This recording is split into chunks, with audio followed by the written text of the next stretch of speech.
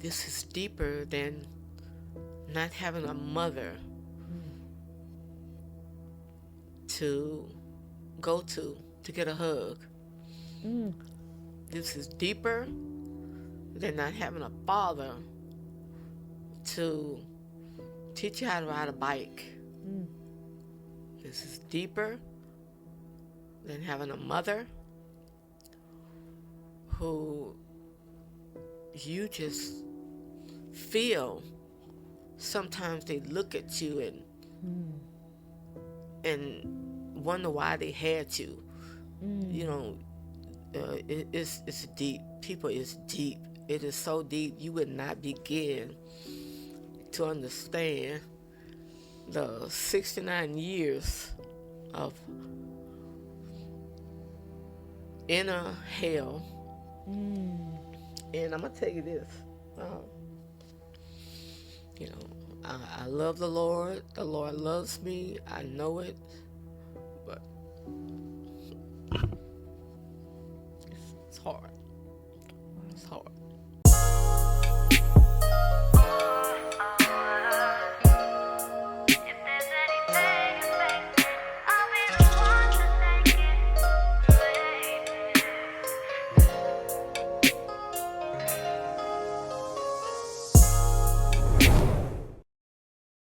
All right, so welcome back to Love Luster Lives. So thankful to be able to be here in Icon Recording Studio to give you some more great content.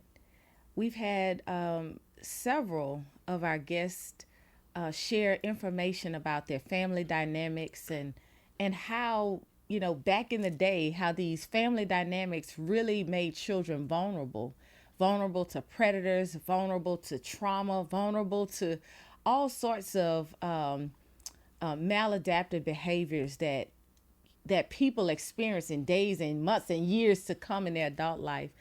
And so today's conversation is going to really dive into some of the generational things that make our children and families vulnerable and what that looks like, because as you heard from one of our guests about how one of our guests, her father abused her, another guest, her grandfather, and how the grandmother responded. I mean, on and on and on. And then in the comments, y'all have just been tearing up the comments, talking about pick me's and, and just all sorts of this how they did back in the day and the people back. I mean, y'all comments have just been, really confirming a lot and just letting me know that y'all have information and stories as well. And so just thank you for tuning in. Thank y'all for y'all support. Always comment. I want this to be engaging. When we post our clips on TikTok and the video, leave some comments. I appreciate all feedback and comments. And so even to our guests, you can, reach out and share positive thoughts or things, pose questions to the guests. So thank you all. If you have a story that you'd like to be considered, reach out to us at lovelusterlies@gmail.com. This thing is just blowing off the chain and people are calling from all over the world to share their story, to receive that healing, that deliverance, and to let their voice be heard. And so without any delay, we're going to jump into this thing. Oh, I forgot to say, I'm the host. And this the co-host, Dr. Dana and Dr. Delicia. Yes, Thank you yes, for yes. tuning in to Love Luster Lives podcast. Thank you. Teamwork. Teamwork. So, all right. So we just gonna jump right in today. We have a guest, a very special guest, who has lots of wisdom and insight on this subject and has some of her own experiences that she is open and willing to share. And so that's what this is all about. People just coming clean and being transparent and just saying, look, this stuff is real. And you know what? We see people, they are professionals and they have gone through stuff that you never would know by looking at them. And so we got to continue to give people grace, continue to get to know people, continue to, be patient with people because we never know what somebody has gone through. And so without any delay, it is my honor, y'all, to share with y'all our guest today is Mrs. Doris. And she is my and Dr. Delicia. She's our mother, our biological mom. And so we're so happy to have her. She's been a great mother, an amazing grandmother. But over the years, and we're very close. All of us, we're a very close family. My mom used to tell us that your friends are your sisters. And so we grew up and our friends was my two sisters. That's who we went to the movies with, unless we snuck a boy in or something like that. That's who we went to the fair with. We went with our sisters. And so we were safe, we were protected, thank God. And listening to all of these stories, I'm so thankful, that we were protected. My mom and dad were married for some years. They eventually divorced. But on both sides, we had family support and we had love and protection. And so now that we hear so many others didn't, it just make me so thankful.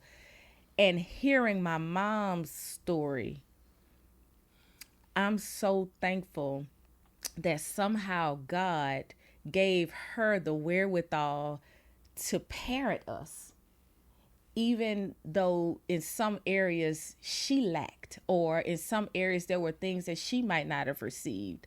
She still gave us her very best. And so without any delay, I want to thank Mrs. Doris for being with us. Hey. Hi. Hey, Mom. Thank you so much for having me. Yes, thank you for being with us. So I want to just jump right in, and you can tell our audience where you're from or any opening remarks you might want to share. Okay, first of all, I thank God for giving me the strength. I have several times purpose in my mind that I was not going to get on this show because it's two parts to my family. My mother had two sets of children, and I was fortunate to be raised around both sets, and I actually love my family on both sides. My aunts and uncles and I are very, very close. So I just thank God to give me the strength to try, I'm going to cry, to talk about it. First of all, I was born and raised in Scotlandville. There are 6 of us. I'm the oldest daughter. I have a brother 11 months older than I am, and there are 4 under me. I have 1 sister and 3 other brothers. My mom is the second oldest of the first set of children by my grandmother, and there are 6 of them, 3 boys and 3 girls. And with the second set, there were 10 other children. My grandmother left her husband, her first husband, and went off to find happiness somewhere else, because her first husband was something like maybe 20 years older, and it was an arranged marriage because my grandfather on my mother's side was one of the first African-American men to work at Exxon, which back then was Esso Refinery. So what you just described, you said your family dynamics already sounded a little complicated. Correct. Your mom's mom had children by 2 different men. Correct. She had 10 children by one man and 6 children by another man. Correct. And your mom was a part of the children that was 6. Correct. All right. And because of these 16 children total, 10 on one side, 6 on another, and maybe if there might have been some lost somewhere in between. Correct. But somewhere in that, there was some serious family dynamics. But before we get into that, I want you just to tell me a little bit about you and what life was like for you as a child growing up. And your mom was one of 6 on her side, on one side, and then your mom had... There was 6 of us. Your mom had 6 children. Correct. Tell me what life was like for you growing up. Absolute hell. It was horrible. In that I was the oldest girl, and my mom and dad used to fight all the time. It was horrible. I can remember I used to wake up screaming at night because they would fight so much. And my grandmother, who was absolutely horrible, my mom's mom, finally told her one day, I was like 4 or 5, 6 maybe, to take me to this doctor.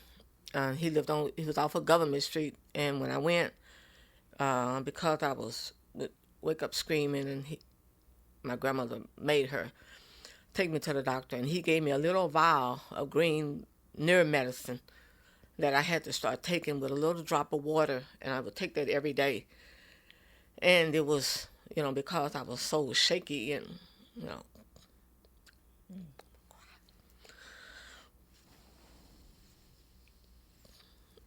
and it was just horrible. So when I would come home, I would, take the medicine and try to relax. And I found I used to sit in the corner all the time and read a book. And that's part of how I made it, reading. And I don't remember a whole lot, but I do remember because I suppressed a lot of my childhood because it was so bad.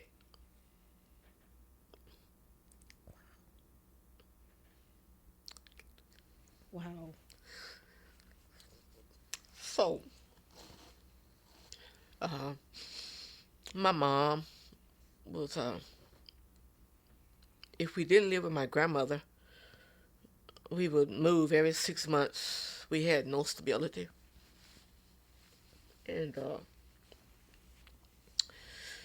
she was the guest before the other guest that I heard was saying how she had to cook.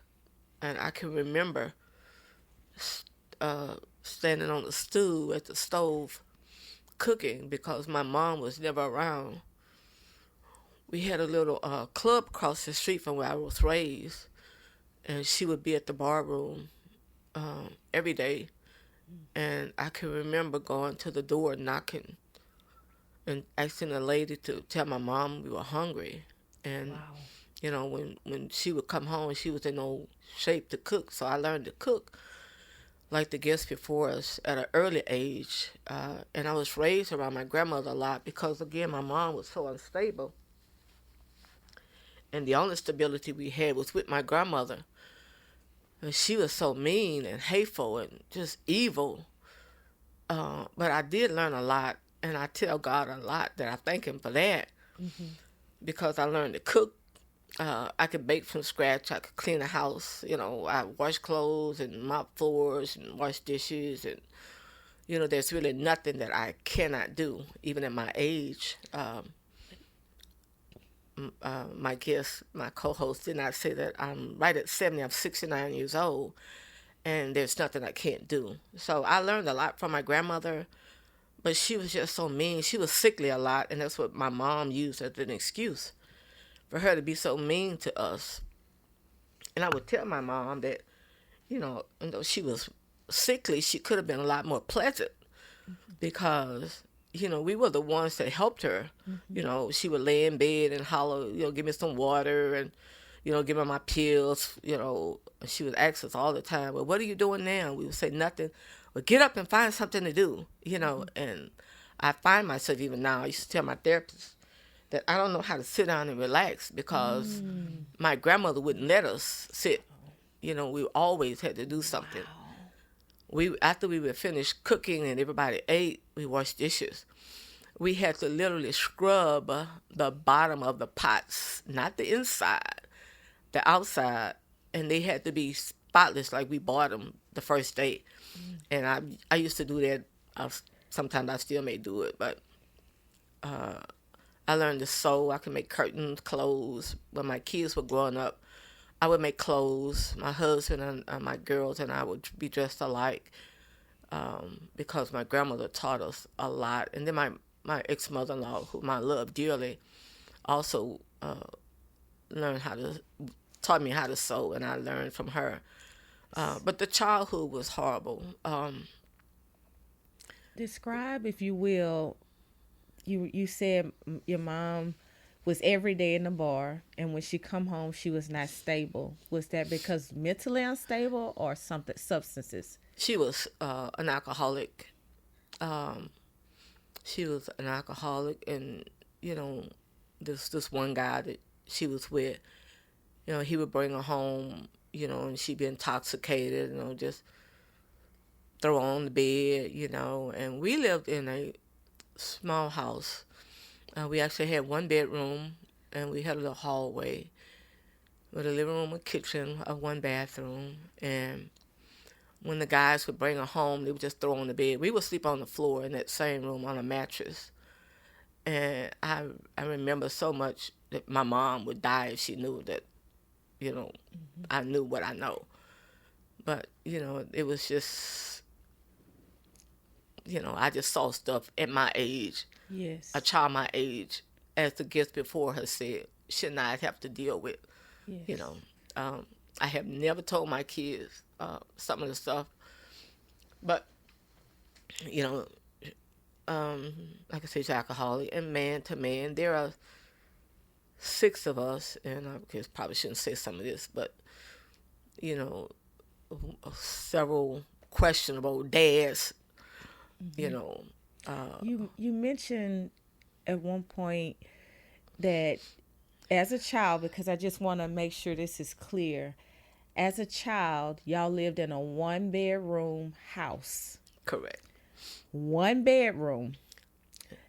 So the bed and then the children in the same room. The mama and the children sleeping in the same room.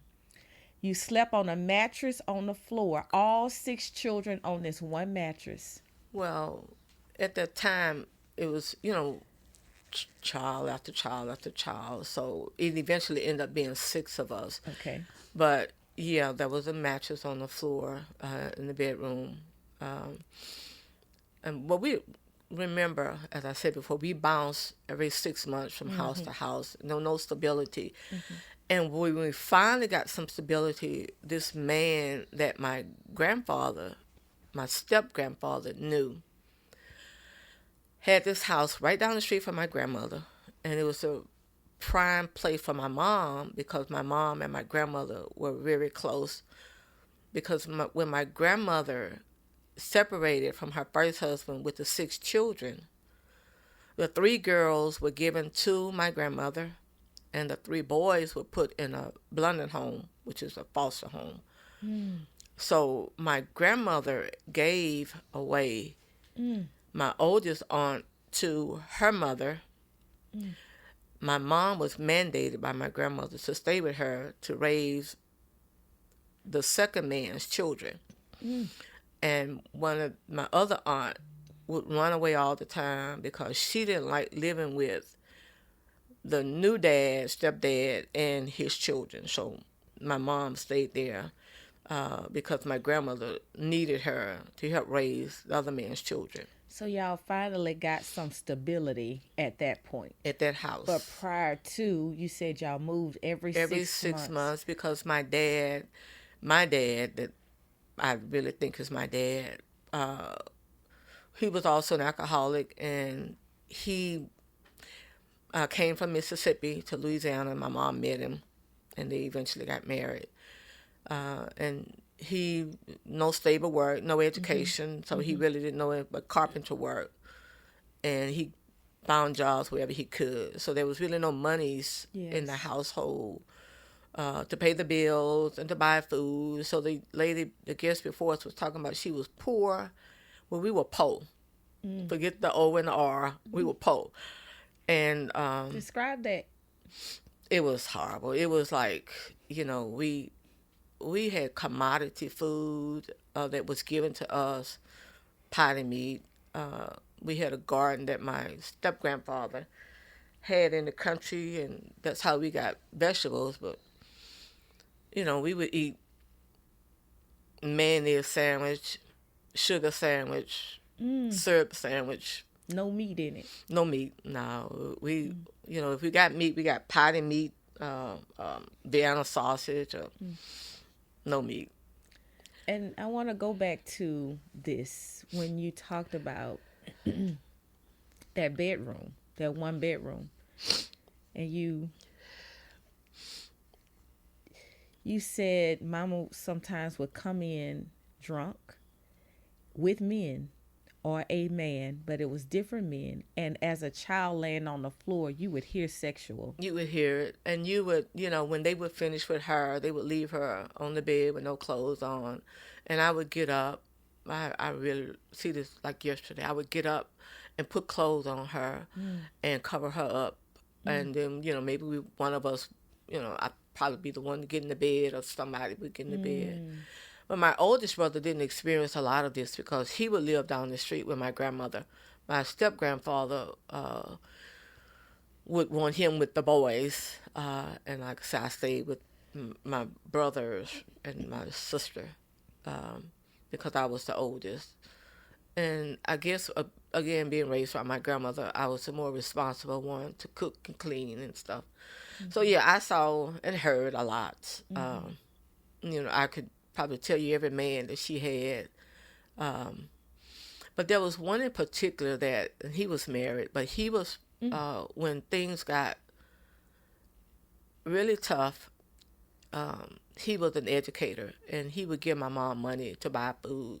But this was after we were, I was a little older, and by the time I turned 10, I would go out, and we had family members who were educators, and that was high-class society then. I would go to the house and clean up and make money to buy food for my other siblings.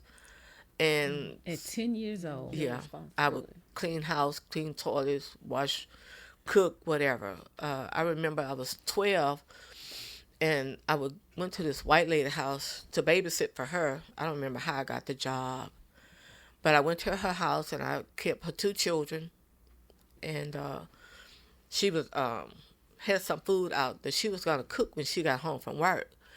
And I ended up cooking it. I fixed baked chicken, mac and cheese, and rice and gravy, and I had something else for her. And she came home from work, and she was so surprised that a child my age could cook. And I was a regular babysitter for her. So that was regular money for me to get, to help with my siblings and stuff.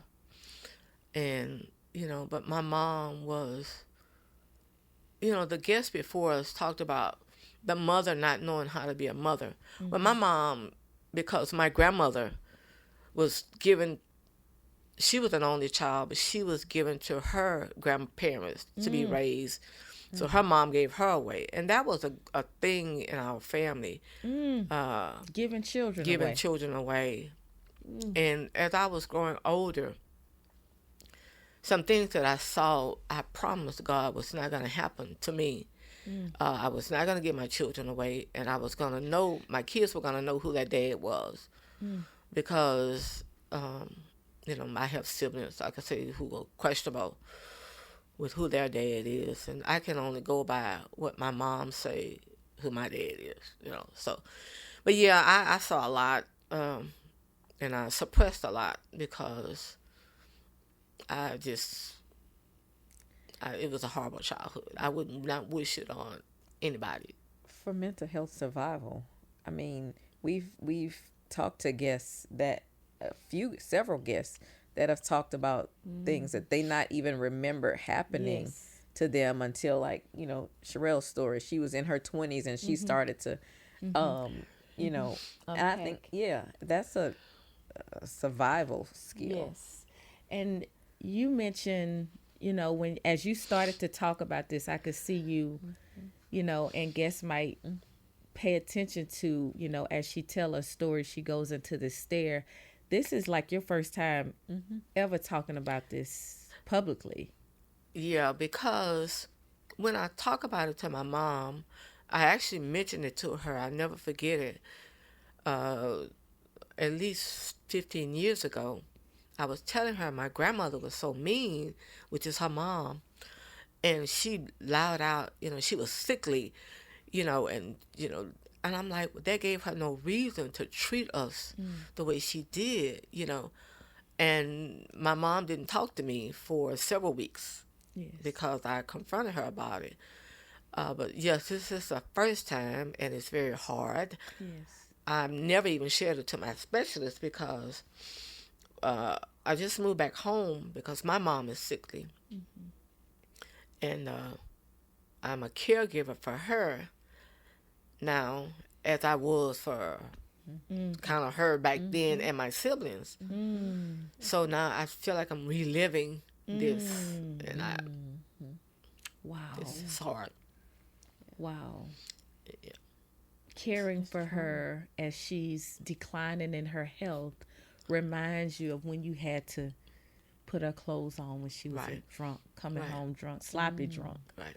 and making sure the siblings had food. And right now, you know, it's a challenge because you are the primary sibling. I dare not say the only sibling. Yeah. You're the primary Yeah. sibling that's caring for her, and again, that's that caretaker spirit, and that's not hasn't been easy for you. No. And as the guest said, she alluded to the fact that, her being that caregiver, she said that her mom didn't like her. And I have felt that so many times. I've expressed it to, I have a sister that was kind of wayward, so she and I are very close now. But we are so different in that I am an introvert and she is an very outspoken, boisterous. She say words that I dare not say. But we are just so different. But we talk to each other a lot because my mom shares with her so much stuff and she dare not talk to me. So my sister tells me stuff. So I tell her all the time that mom doesn't like me, and I've never known why. I don't know if it's because my dad made her name me after her, or because my dad kind of favored me, when I was growing up. But he wasn't there long. He wasn't. He was in and out. He made babies and he would leave. The other guests talked about her dad, seeing him for, I hadn't seen my dad in years and I wanted to see him. So I'm jumping all around. But anyway, I went to get him from California, brought him back to Louisiana. And he was horrible. He was very, very belligerent with me one day, and I didn't see him anymore until I saw him in the grave because I just can't have people mistreating me. I'll give you the shirt off my back, but I just can't take abuse. So. And you just, I know you as being, we know you as being your children, and all of our life we've known you to be a very giving person and a very a person that wants to help everybody. And it makes sense now that we've kind of unpacked your story that caregiver that caregiver nature comes from that because of what you had to do. One, and it also comes from that child who wants to be hugged, who wants to be loved. You didn't get it from your mom or your dad. No. Because even as a child, all that you did to cook to make sure your siblings were their basic needs were met, taken care of, helping around the house. Did you get a thank you or I appreciate you? No. And what happened, I'm going to go way back because I remember my great-great-grandmother. I remember my great-grandmother and my grandmother and my mom. And as I go way back to my great-great-grandmother, she was very caring, but I only saw her several times. She and my great-great-grandfather were instrumental in finding the Church of God in Christ, which is where I was born and raised in. And we were mandated, we had to go to church every Sunday, 7 days a week, pretty much all day. But I'm saying, what I'm trying to say is, so my great-great-grandmother was very strict, and she raised my grandmother because my great-grandmother gave her away. So then my great How you just said that fast? Who did what? Because somebody gave their children. They just gave their children we away. alluded to that earlier, that they were doing that back then. giving children away that they couldn't Jesus. afford to keep, didn't want to keep, had other things that they wanted to do other than raise children. But they was making them. That's Right. exactly what Yeah. our Yeah. former So, guests were talking about. so my great-great-grandmother raised my grandmother. Then my great-grandmother, she was very mean, and we had to go to her house to cook and clean and cut the grass and pick the pears off the trees and the peaches off the trees and clean the plastic on her furniture and scrub the floors and wash the blinds. And she had money, and I'm gonna give you this money when when something happened to me, and I'm putting this in your name, and when you did something wrong, you ain't worth nothing, and I'm taking your name off this money, and don't come back here no more. But my grandmother made us go, although my great-grandmother was mean. So then, she lived longer than my grandmother. My grandmother died when I was 15, and my great-grandmother, when she died, I was probably about 30. She lived to be 8 or 9 or whatever she was. But I see that there was no love from any side of the family. And when I got older and saw that my mom didn't know how to express love, and I realized it was because she didn't get it from her mom, and she didn't get it from her grandmother, and she didn't go get it from her great-grandmother. So when I mentioned it, I recently started seeing a therapist. When I mentioned it to my therapist, she said, well, how are you going to get something from them when they didn't know how to give it themselves? Yes. And now that I'm taking care of my mom, it was in this 1 week ago that she really began to say thank you. And it's because my sibling, who's an alcoholic, who is very belligerent to her on a regular basis, and she was bedridden and couldn't get up to get some water. So she called me, and I had to make sure she had her needs. So I was with this particular Monday twice a day, and she was like very grateful that I came to give her some water, And this past week, I've heard more of, thank you than I've heard in 69 years. Ooh. Wow. Yeah. And even then, so it's something to see, like you're 69, and I think this is important for our guests, just to put it out there, how when we have children and bring them into this world and they don't get what they need because of a choice that we made, who the father is, or if a man chooses a woman who's not fit to be a mother, look at the damage is long lasting.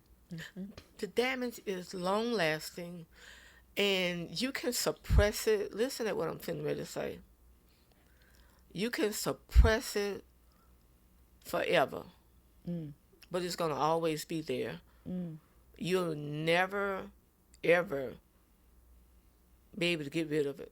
I have not.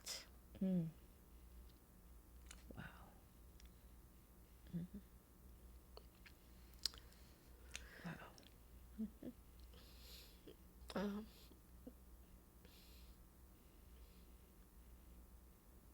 Wow.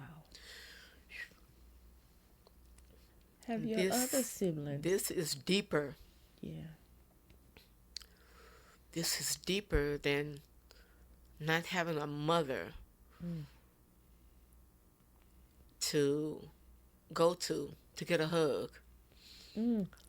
This is deeper than not having a father to teach you how to ride a bike. This is deeper than having a mother who you just feel. Sometimes they look at you and wonder why they had you. It's deep. People is deep, It is so deep you would not begin to understand the 69 years of inner hell. Mm. And I'm going to tell you this. Um, you know, I love the Lord. The Lord loves me. I know it. But it's hard. Wow. It's hard. Have you Okay. questioned, like, have you questioned, like, why you, or have had those conversations, inner conversations, wondering why you were born into a family like that? I really have not questioned why I was born into the family, but I know that my being a part of the family that I was raised in, even on both sides, I have been a very intricate part of helping to raise uh, my siblings. Mm-hmm. I have helped raise one of my cousins, several cousins. I actually had a baby, one of my aunt's babies, at the same time my oldest daughter was born. Uh, so being a caregiver, God has prepared me for all that I've gone through, and He has brought me through a lot. Mm-hmm. And I say all the time that I'm His favorite, other than um, you know, David being the apple of His eye. I used to tell him Mm-hmm. all the time that I want to be the apple of God's eye. Mm. Wow.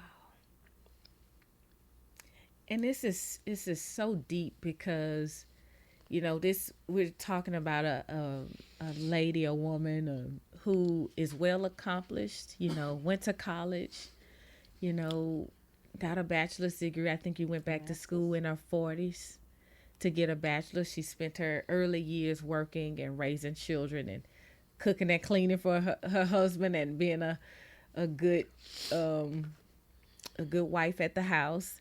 And then when we were older, she went back to school and got her bachelor's degree, then master's degree. Was a professor for many years. Some of the students will likely see this, and but taught at Southern and Texas College. But nobody never would know. Whew, Jesus. We can't see people's hurt. Oh, Lord. Well, I'm gonna say, This is I'm not gonna cut crazy. you off, but I am gonna say what happened to me growing up. I purpose in my heart to God that when I had my family, I was gonna be the best Wow. because I was deprived of the best. So I graduated in 1974. I attended Southern. I would walk the railroad track to school, and um, I met my kid's dad. And one night I conceived my oldest daughter, and when I found out I was pregnant, we got married 4 months later, and I vowed to God that I was going to be the best mother that I could be with His help. I was raised in the church. I knew better, and I tried to give my kids the best that I had. I did not deprive them of anything that they wanted. I had pictures because I didn't have pictures growing up. Mm. Everything that I didn't have, I made sure they had. Their dad was a good provider, but there were some things with us that I just couldn't take anymore. And once I got a divorce, I still gave my kids the best.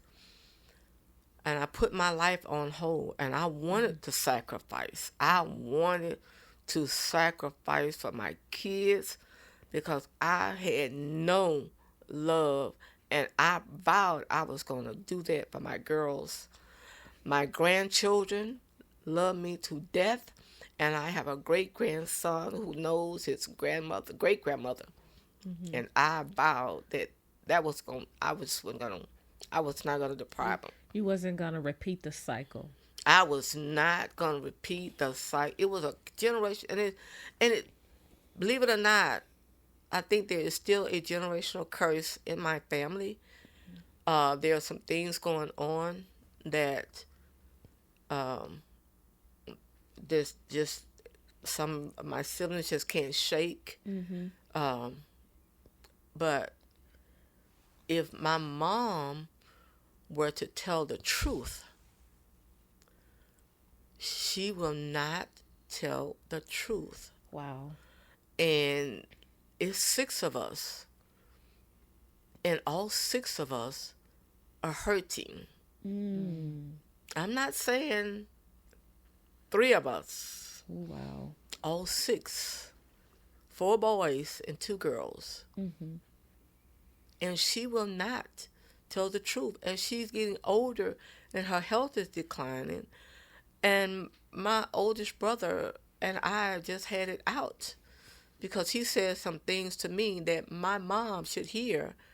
But if she was to hear them, she would probably die right then. So it's something some of the older generation, they don't like to talk about. They will not talk about it. I know stuff, I'm serious, that my aunts and uncles, if I were to tell it, would probably find me and shoot me. You know. But that's on the other side. Like I said, I dare not. But it started when my grandmother gave my mom and her siblings away.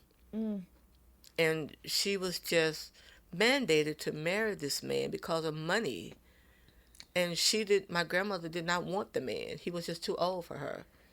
So when we talk a lot about, you've shared a good bit of your story and how you felt like your mom, there was some resentment towards you. And now listening again, it's like you said that your mom was given away. So it's likely that she experienced a lot of resentment from being given away by her mom. My mom was not given away, but she was made to stay with her mother to raise the second husband's children. Okay, but that was the only reason they made That was it. Was they used her in a sense? Correct. Yeah, so mom, y'all can go, but you stay here. You stay here. I need you to help me raise these children. Yes. And then when we would go, we had to walk, wherever we lived. We never had a vehicle. We didn't have money to ride the bus. So we had to walk every day to my grandmother's house until we were fortunate enough that God gave my mom the house, let her rent the house down the street from my grandmother, which we were just 3 houses down the street. But we had to be at my grandmother's every day because, again, she was sickly. She couldn't take care of those kids.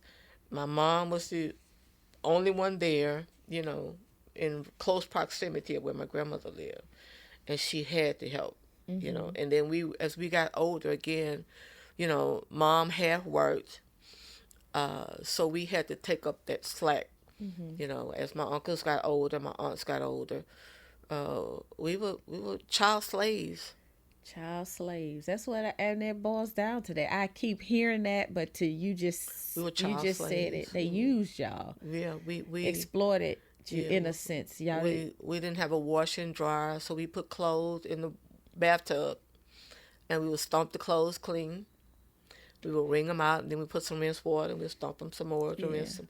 And we'd hang them on the line because we didn't have a dryer. And there's nothing wrong with teaching children responsibility. There's nothing wrong with that. But do you think it was excessive? I think it got excessive to the point where, especially for the girls, the boys had outside chores, and we were not allowed to go outside until all the chores were done inside. And when I tell you, we had to, scrub the floors with a towel or a rag, and then we had to melt this wax in a can and pour it on the floor.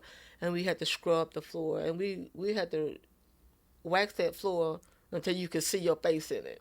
Good gracious alive. How many? Ma'am? How many was it? Oh gosh, three, Three really. people working And doing how that long job. did that take?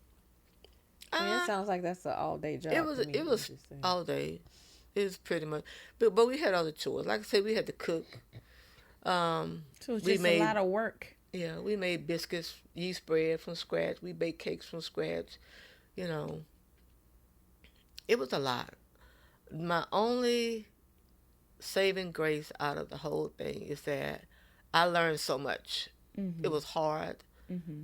I learned so much, uh, and it is what it is. You find the, as they call it, the silver lining, and you look at Yeah. the good that came out of it.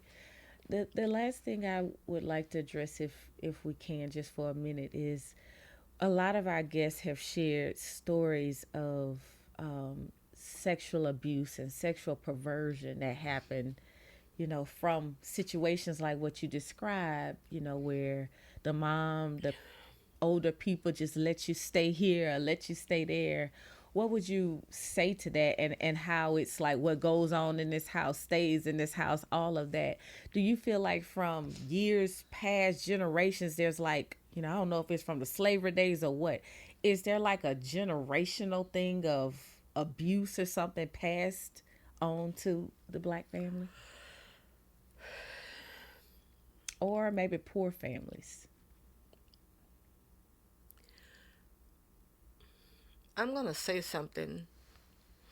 Some things happened years ago, years and years ago, uh, in my immediate family, and it was as like others swept under the rug. So I dare not talk about it. But my mom had said some things about not divulging stuff that has happened in the family. What happens in this family stays in the family. Even as of 3, 5, 7, 10 years ago, it has come up, and she would say something, we just don't talk about that kind of stuff. We leave that in the family. But when I look back, some things that have happened, we were not able to talk about it, no different than other families. And you dare not speak of it. Yeah, it's not specific to your family No. or this family. It's like across the board with the older. It's across the board. Yeah, with and older and people are just starting to, in a sense, become liberated. Like maybe their mom is passed or deceased, and now they're able to freely share without persecution or getting crucified. Well, in my case, of course, my mom is still living, and I have a lot of relatives, older, that know more than I know. But in my case with my mom, I'm the oldest, and I know so much more than my siblings know. My older brother, as I said, he didn't live with us a lot. My grandfather took him, my step-grandfather. So they left me being the oldest to handle everything. And I witnessed a whole lot. That, again, if I told my mom, she would just die right there. Yeah. She don't want to talk about it. You keep it swept under the rug. Yeah. You don't talk about it. And other guests say, it didn't happen. But it happened. I have witnessed it, and it just happened. And I'm going to say this. I know that there's a God, because some things that have happened to me, the people that did it are dead. And they died at a young age. And I know that it was my God who watched over me and told me he would protect me from all hurt, harm, and danger. And anybody that did something to me was going to pay. Wow. And I don't know how they died, because I don't remember how they died. But as the song said, I look back over my life, and I look at the hurt. Whether it's from my dad, that I drove 24 hours to California to get and bring back to Louisiana, that I had not seen for years. But I woke up one morning and I wanted to see my dad, because I was a daddy's girl when he was around. But when I brought him back to Louisiana, and my brother put him in a house that he didn't have to pay for, I got a call at work one day that he was in the hospital. So I left work, went straight to the hospital. Asked him if there was anything he needed. Well, yeah, I want some Church's chicken, which was right across the street from Earl K. Long Hospital. I said, okay, well, what do you want? He told me what he wanted. Went across the street, brought it back, and he cursed me to high heaven. The chicken was cold. It wasn't good enough, but I paid for it with my money, used my time. And as I said earlier, I didn't see him anymore till I saw him in a casket. Wow. You know, but I'm more tolerant of my mom. She is 87, and that she had a lot of severe problems, you know, and she is one of the reasons my daughter, you know, I moved back home. I just didn't know that it was going to be this detrimental. It was going to be this hard. Triggering. Traumatic. Yeah. And then I have to take care of her Yeah. with a lot of what I'm feeling. Yeah. Yes. Ooh. I'm The weight holding and the in, burden of it all. you know, Wow. and I bite my tongue a lot, you know. I want to, and we can cut this out if need to, but I want to, if you're open to sharing this. So the relationship between you and your mom is weird. It's, and nothing on your part. You have bent over backwards. You bring her everything. She have boys, and you've cut her grass. You've cut down trees. Put up shutters. You've done things that boys would do, and they refuse to do. And you step in, getting groceries, painting cabins. You've done everything for years. And I want you to share, if you're okay, and we'll cut it out if not, what she told you about her life insurance policy. Okay, there are 6 of us, 4 boys and 2 girls. My mom is kind of old school. She has insurance policies from way back, and she'll get, you know, policy with some of everybody. So this, I guess some years ago, maybe 20 years, she started talking about her policies that she had. She worked for the school board. So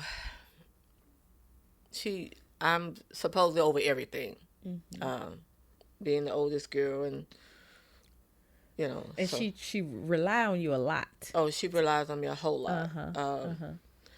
I have a sister that bedridden who has not been in my mom's house in years. So she relies on me a lot. Long story short, the policy that you were alluding to, she has these insurance policies. She's paid up. Some of them paid up. She had, let me talk about the burial plots. Several burial plots. One for my mom, and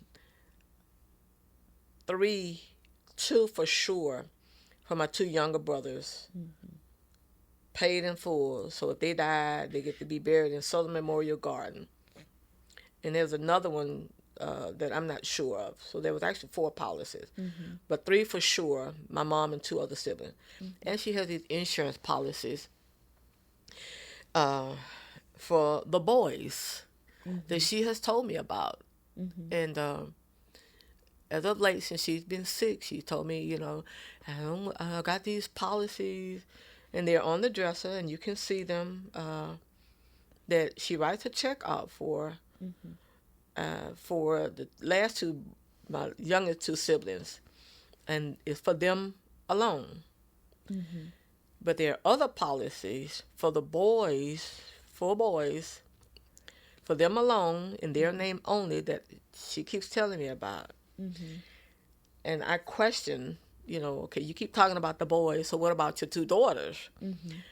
There's one policy for the 6 of us, and that's it. So the girls are included in the one policy, and my brother said it's like $6,000, $5,000. I'm not sure because I have not seen it. She's told me where these policies are, and I have not gotten the strength enough or the courage enough or the mindset enough to go and get them, to look at them, to see the value of them because I would feel some kind of way. I already feel some kind of way. So if I actually saw it in writing that you have these policies for these no good, excuse me, these are my siblings, and I can say this, these siblings who now that you're of age and you can't hardly get them to bring you a plate of food, and you are paying them to be, you're paying them. These are your children. Yeah. You know, you her have priority, these policies. her priority when she leave here is to make sure the boys, Are taken care of. And I think there was a question a couple of times about the boys compared to the girls. And she has told me, you know, you can take care of yourself. You know, you've always been able to take care of yourself. And I have been. I have been. You know, all my life I've had to take care of myself. And with the help of the Lord, let me backtrack this. When I raised my kids, I did it on the strength of God. And I live my life on the strength of God. Am I perfect? No. Have I done things? Yes. Am I still doing things? Yes. And I ask God on a daily to forgive me, to help me to move forward, to be the best that I can be, to help people, to help my mom until she died. And I tell my kids, because they ask me, why you go over there every day, twice a day? Why you do this? Because I want her to die and I not have her on my conscience. To say that there was anything that I could do to make her last days better. And I'm not saying I'm not going to die first. I don't know. But understand this and let this be known and let me make it perfectly clear. I want a clear conscience when she goes or when I go. Yes. That's pretty Whatever powerful. it is. And regardless of the things that she's spoken to you, the hurt that she's caused, you're still bending hand over foot. There's a son that lives in the house that sometimes don't help you pick her up. You've just been there hand and foot. Doctor visits 2, 3 times, 4 times a week. E&R 3 times a week. You alluded to painting. I moved back here in December, started helping her in January. Bought shutters, told my brothers to put them up. They wouldn't. I tore down the old shutters, got on a ladder, put the new shutters up. Bought faucets. The old faucet had holes in it. Water was spewing out the side. Bought the faucets. Thank God to my oldest daughter giving me money and allowing me to do it. And the faucet set for 6 weeks before my daughter said, Mama, get somebody to put them up. The guy came the same day I called him, put the faucet up. Boys Walkers, wouldn't do it. Cleaning cabinets, scrubbing floors, mopping, sweeping, dusting, changing sheets, washing sheets, giving her a bath, putting her in and out of the bathtub, buying food, cooking food, buying medicine, whatever needs to be done, combing her hair, washing her hair, you know. That is the love putting of God. up grab bars, you know, getting on the floor, washing her feet. And when God talk about, you know, you will be serving, washing just people's feet or whatever. I've done that. I've done it to my mom. And again, you know, rubbing her arms, putting pain patches and, you know, rubbing and massaging and just whatever. My kids look at me.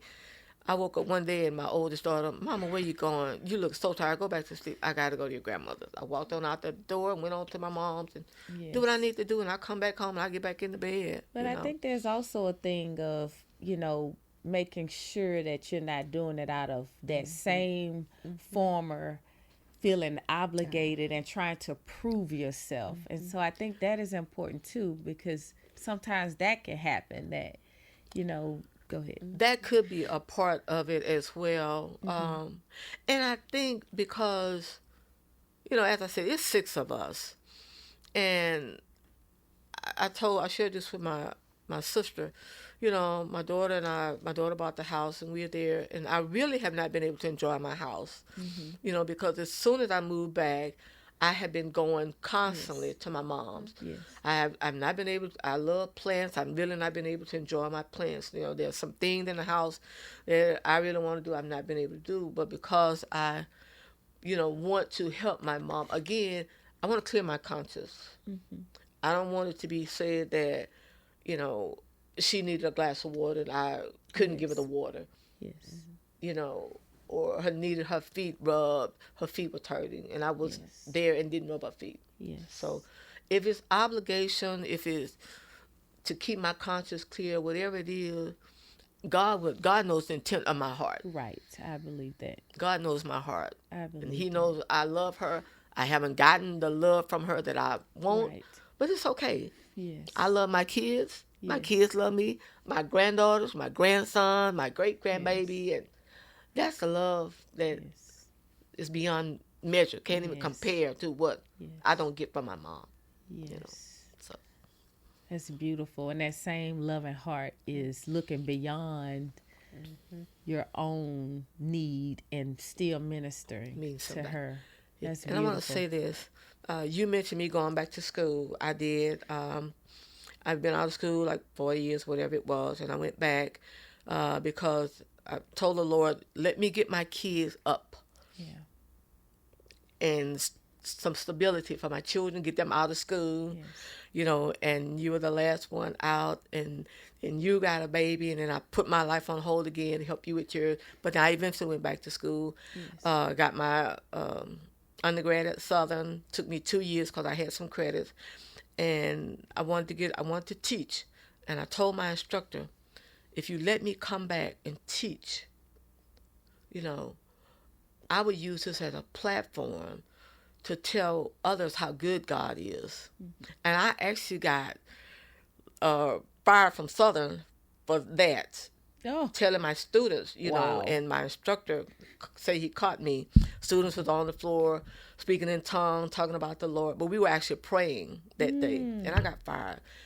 But God took me from that environment, and I went to a Christian school to where I could talk about God as much as I wanted to. And I taught my students every semester, and I told them we were going to talk about what's in this textbook, we're going to talk about what's in the world, and we're going to talk about what's in the Bible. What's in the textbook, what's in the world, and what's in the Bible. And we did, and they loved it. And I had people at the school that, that you got haters everywhere.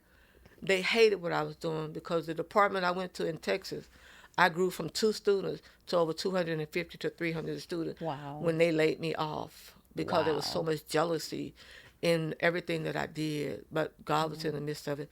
And that was a weight off of me when I left that school. I wanted to stay in Texas, but God used me everywhere I went. I came back home, and went to South Carolina, went to Florida. So I got to see places and touch a lot of students. And on TikTok, a lot of my students are reaching out. And I'm just so, elated that, I said what the devil means for evil. God has to turn around and get his glory, because I'm not his best child, but I know he loves me, and I love him so much. That's beautiful.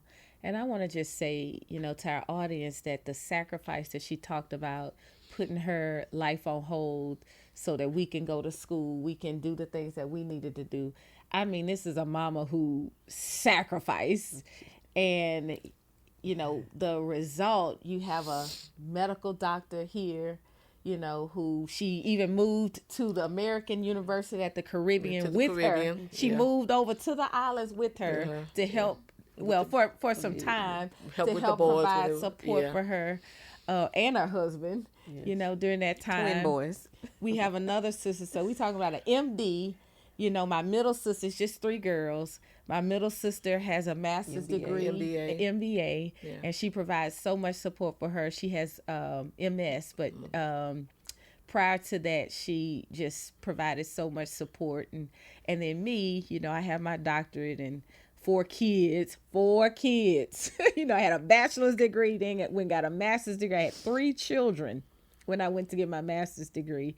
No, 4. Then we had our 4th. Yeah. But with every every area of my life and my siblings. You know, she's been there for us. I'm talking about cooking for our husbands and all, you know, and she loves us, and Yeah. it's just beautiful. So, And one thing I want to say as well, the son-in-laws love me so much. I had keys to the house. yes. You know, they did not hesitate Yes. to give me a key to the Yes. house. And Because they know when she coming, she come gonna and make cook, brownies. and cookies, She's and gonna they just straighten. She love gonna me. fold clothes. She's You just know, gonna, yes. Mother-in-law, my first husband, my mother-in-law she was my all in all. And when she died, you know, part of me died, but she was still like a lives in mom me. to you. Yeah, my ex-mother-in-law, my children's grandmother, she was just the best. And I thank God for her. Yes. She taught me a lot, although I was, you know, older. But she still, you know, even when I divorced her son, she was my She kept Go your to. mother's love. she was my Yes. go-to. And she showed you, gave you that example Yeah. of motherly love. Motherly love. Yes. She really did. Yes. The Yes. everything that my mom wasn't, Yes. she was, Oh yes. and still lives in my heart today. yes. Will never die. Yes. That's never die. beautiful. The power of a mama's love. Yeah. Is she was a great. it's power, and a father's love. Yeah. And so let's stay in our children's lives. Yes. Let's check ourselves. Let's check our trauma. Let's not repeat the cycles Let's of the not past. repeat the cycle and be able. Let me share this. You know, God is so merciful unto us, and He has given us so much wherewithal within us to be able to sustain whatever goes on in our lives. And we hold on to it. And I'm not really holding on to anything, but I want to be able, I want my mom to really be able to talk to me. I talk to my girls. My girls would tell you I talk to them. My granddaughters, my grandson, my great-grandbaby, I talk to them. I open up and I share. And I just want my mom to be able to do that. So I'm not holding on to anything. Don't get me wrong. But it's there. And even if I try to talk to her, she's going to shy away from it because I've tried to attempt. But I still have the love of God in me that I hold on to. There are nights that I cry, but look at this. His words say, weep and endure for a moment, but joy cometh in the morning. We determine when our morning is. Yes. God don't wear no watch. So we determine, you know, times I'll lay down with tears in my eyes, and the next thing I know it's morning. Yes. And I wake up and I laugh at God. You know, you put me to sleep. You ain't even let me cry, you know, through the night. He said, well, I got you. I need you to know that. Wow. I got you. Whatever's going on, I got you. And I told you, Doris, that I will never leave you and I will never forsake you. I stand on His word and I stand on His promises. And I know He loves me because I love Him. Well, this is awesome.